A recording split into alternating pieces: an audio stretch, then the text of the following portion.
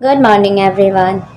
जैसा कि हम लोग क्लास नाइन्थ बायोलॉजी का एनसीईआरटी क्वेश्चन प्रैक्टिस कर रहे हैं, जैसा कि मैंने कल दो क्वेश्चन डाला था। आई होप आप लोगों को ये क्वेश्चन हेल्पफुल होगा आप लोगों को करने के लिए। तो वैसे ही मैं आज भी दो क्वेश्चन लाई हूँ। तो चलिए हम लोग आज का दो क्वेश्चन देखते हैं कि आपके एनसीईआरटी में दो कौन से क्वेश्चन गिवन है। Class ninth biology NCERT question with solution. How do substances like CO2 and water move in and out of the cell? Discuss. कैसे जो substance CO2 and water cell के अंदर और बाहर मूव करता है। तो आपको पता है ना कि डिफ्यूजन आपने पढ़ लिया है, तो डिफ्यूजन के थ्रू ये प्रोसेस होता है। तो चलिए इनको हम अपने लैंग्वेज में आंसर लिखें। लिखिए the substances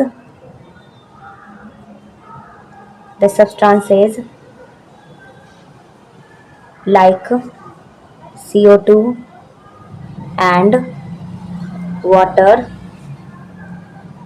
move in and out of a cell by diffusion। तो सेल के अंदर या बाहर कोई चीज आ रहा है या फिर बाहर जा रहा है, तो ये किसकी वजह से हो रहा है? डिफ्यूजन। डिफ्यूजन का प्रोसेस क्या होता है? The region of from the region of high concentration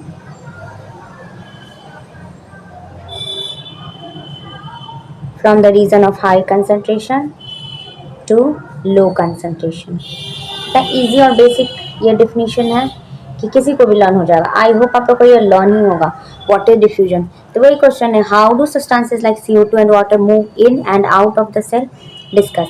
the substances like CO2 and water move in and out of a cell by diffusion, या लिख सकते थे by the process of diffusion from the region of high concentration to the region of low concentration.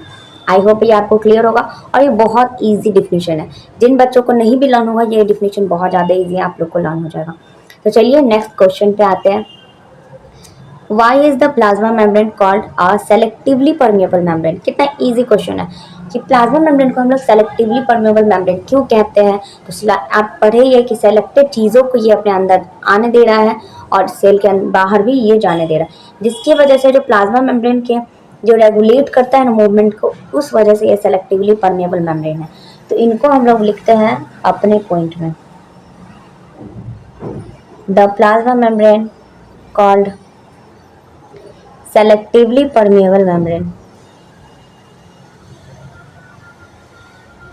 आपके school exam में ये बहुत helpful होगा। Question series, the plasma membrane called selectively permeable membrane because it regulate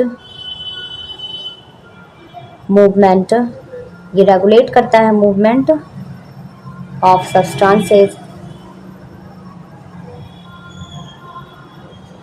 in and out. ये हमारे cell के अंदर and बाहर किसी भी सब्सटेंस को रेगुलेट करने में हेल्प करता है of the cell and also allow some substances to pass through it। और कुछ सब्सटेंसेस को ही सिर्फ ये अलाउ करता है अपने अंदर पास करने को। ऐसा नहीं है कि ये सब कुछ को अंदर ले लेगा। ये मैंने आप लोगों को प्लाज्मा मेम्ब्रेन में भी बताया था कि ये सिर्फ सेलेक्टेड चीज़ों को ही अपने अंदर आने देता है। Allow some substances to pass through it and some substance को वो नहीं आने देता है। तो लिख देंगे sums are restricted, some substances are restricted.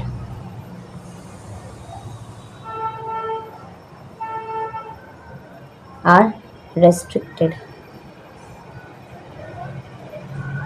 तो क्या था? Why is the plasma membrane called a selectively permeable membrane? The plasma membrane called selectively permeable membrane because it regulates movement of substances in and out of the cell, allows some substances to pass through it, कुछ substance को अपने अंदर आने देता है, and some substances are restricted, कुछ को अपने अंदर नहीं आने देता है। रेस्ट्रिक्शन लगा दिया है कि आप इनके अंदर नहीं आ सकते। Why? Because it is called selectively permeable membrane, क्योंकि ये सेलेक्टेड चीज़ों को ही अपने अंदर आने देता है। तो आई होप आप लोगों को ये एनसीईआरटी क्वेश्चन सीरीज पसंद आता होगा, आप लोग के स्कूल एग्जाम में भी ये हेल्पफुल होगा। प्लस आप लोगों का जो भी क्वेश्चन, ऐसे कितने बच्चों का ऐसा होता है ना क्वेश्चन आंसर बनाने में बहुत प्रॉब्लम होता है, तो मैंने सोचा कि क्यों ना अब ये हो ही गया ये चैप्टर, तो क्वेश्चन प्रैक्टिस भी हो जाए एनसीईआरटी से। तो चलिए, आई होप आप लोगों को ये पसंद आएगा। आप लोग इसे वॉच कीजिएगा और मुझे कमेंट कीजिएगा कि मुझे क्या करना चाहिए, और मैं बहुत जल्दी बोर्ड लगा के फिर मैं बोर्ड पे ही पढ़ाना स्टार्ट करूंगी। सो मिलते हैं नेक्स्ट क्लास में। Okay bye, thank you.